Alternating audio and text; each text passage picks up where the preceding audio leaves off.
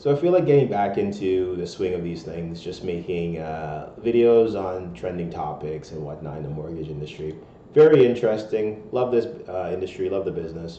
Love the clients. Love helping people buying these homes. And yeah, just trying to keep people informed on what's going on. And if there's a way for me to do that in a way that could be entertaining in any sort of way possible, I'd love to be able to participate in it. Anyway, so in this today we have big banks and lenders slash mortgage rates in time for the holidays. Now it wasn't a I don't think it was a gift that they were purposely trying to give people. It just happened to line up with a few things that we've been seeing going on. So Ron Butler of Butler Mortgage told CMT, which is Canadian Mortgage Trends, which is what the publication that we're reviewing right now.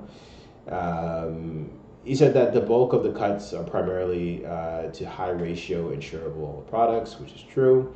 I mean, of course it's true. Like, why would he why would he make something like that up? Anyways, these products have the most direct relationship to bond yields via securitization.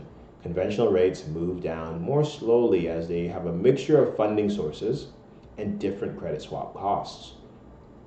All right, so yields have stabilized a slight bit. Oh, this is yeah. So yields have stabilized a slight bit. So lenders will feel little more comfortable reducing rates a bit here. Yeah. So that's one of the things too. There was a large decrease in rates over the last maybe six weeks, I want to say. But we didn't see an equivalent, or anything that we could consider to be an equivalent decrease in some of these rates.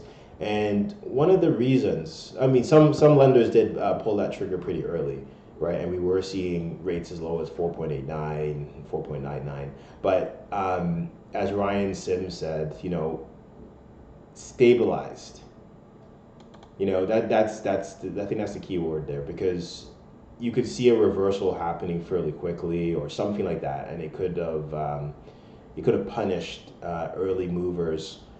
So I can understand why there is some, there's a conservative approach to moving these rates. It's just, that's just how it is.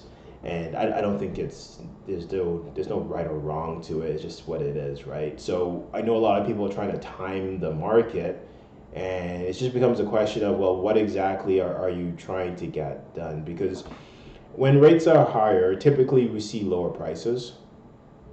I don't know how much longer these rates are going to remain as they are, or close to where they are. I can't conceive of a situation of, or I can't conceptualize a situation where we would see rates starting with a 2 again, or even low 3s.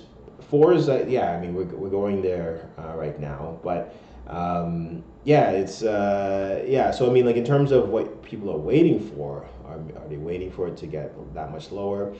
And also there's that drag delay effect when it comes to the effect of the interest rate hikes actually on the economy, right? So I've heard, again, I'm not one of the voodoo doctors, right? So I've heard that it can take between 6 months to a year before you start to see the impact of any of the interest rate hikes materialize in the economy, right? So or on any of these prices. And if that's the case, then we're still, where are we really then in terms of this impact? We might still be waiting for the majority of the impact to come, and that could be end of first quarter, end of second quarter, because if you think about when the rates started to really start to move up, right?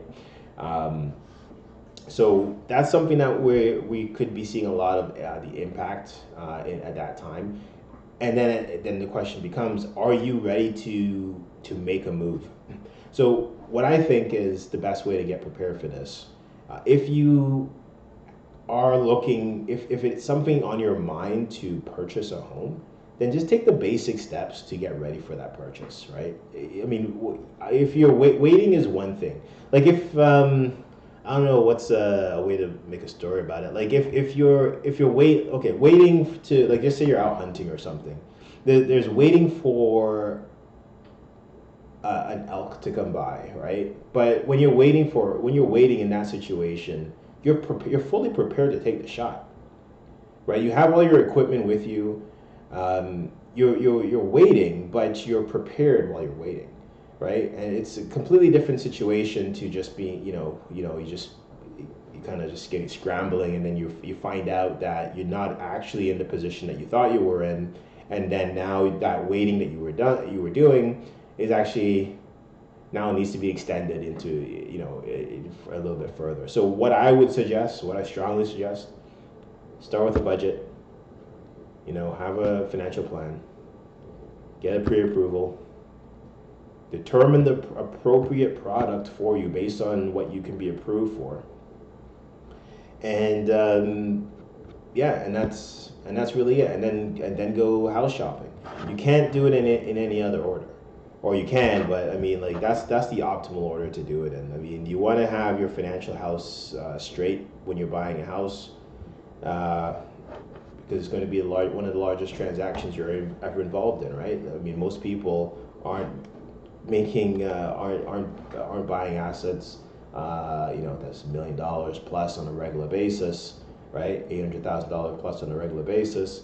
So yeah, I mean, that's basically it. Just get all your stuff in order, and then we'll see what happens, right? I mean, worst case scenario is if you don't pull the trigger, then you just keep waiting, right? No elk comes by, you just keep waiting until the opportunity strikes you. That's it, and then you pull the trigger. And then if you have to make any sort of adjustment or any modifications, you at least know where you stand, right? And you can easily modify your situation from there, or what it is you want. But you need to have some sort of base that you can operate from. I think that's the key factor there. So I mean, here we're going to see some trends and whatnot, but let's take a look at what their final their conclusion here is. In Canada, bond markets are currently pricing 17% odds of the rate cut as early as January. While that's unlikely, most economists do expect the first Bank of Canada rate reductions, which would impact variable rate mortgages by around mid-year. Okay, so like in the June or so, which makes sense, kind of based on what I was saying previously, that it does take about a year to have the impacts, 6 months to a year for it to have the interest rate hikes to have an impact on the economy, and I guess that's what they're expecting, because obviously if we're going to be dropping rates, we want to start to spur a little bit more movement. You want to support prices a little bit more. That means probably seeing price drops. Starting to see some deflation maybe at that point. So yeah, which is why they may want to increase some of the rates at that point. So we'll see. Or sorry, decrease some of the rates at that point. So we'll see what actually happens. Yeah, so market price for 94% chance of 3/4 point cuts by June. Okay. Meanwhile, forecasts from most of the big six banks see the overnight target rate falling back to 4% by the end of 2024, which is currently a rate of 5%. Several even see it falling as far as 3.5%. Yeah, so I mean, if it goes down 100 basis points, I mean, we're currently sitting right now, for prime rates around 7.2, so that'll put about 6.2, and then with most of the discounts you're seeing on variable rates, just say for insured, it's about what, 110 bips, something like that. So you're looking at low fives, high fours by the end of the next year. This in terms of the rates on the variable, what we're expecting next year. Yeah, so I mean, which probably makes sense in terms of what the long-term trend might look like for these rates, anyways, for like a 5-year fix. Actually, that would probably put them around where the 5-year fix is going to end up laying around at. Yeah, so that makes sense. Um, from what I know, right? What do I know? Um, yeah, so what does it say? So what is Dave LaRock saying? So if you're in the market for a mortgage today, variable rates are an appealing option if you can tolerate variable rate risk and are prepared to be patient. Simply put, I think variable rates will most likely produce the cheapest total borrowing cost over the 5 years. Had he added. On the other hand, if you're concerned with that inflation will prove stickier than the consensus now expects, I think 3 year terms are best currently available fixed rate option. Yeah, and we're starting to see a lot of competitive pricing on the 3 year fix as well, right? In the mid fives, it's getting closer. The gap between the 5 year fixed and the 3 year seems to be narrowing quite a bit. So yeah, so it's a good opportunity, good time to get a 3 year fixed if that's something that makes sense for your situation. And I do find it kind of interesting that I mean, in a sense, you do have just variable rates. I mean, your rate just gets adjusted after 3 years, as opposed to after the rate announcement. So instead of 8 opportunities per year to have your rate adjusted, it's one one opportunity every 3 or 5 years, something like that. Anyways, um, yeah, that's basically it. So, in terms of what you're planning on doing with your mortgage, like where are you planning on doing? Really, there's a few options that I'm seeing that are very popular. Either variable, sticking with the 5 year fix for qualification purposes, just because the lower rate allows you to qualify for a little bit more. Or are you going to go with the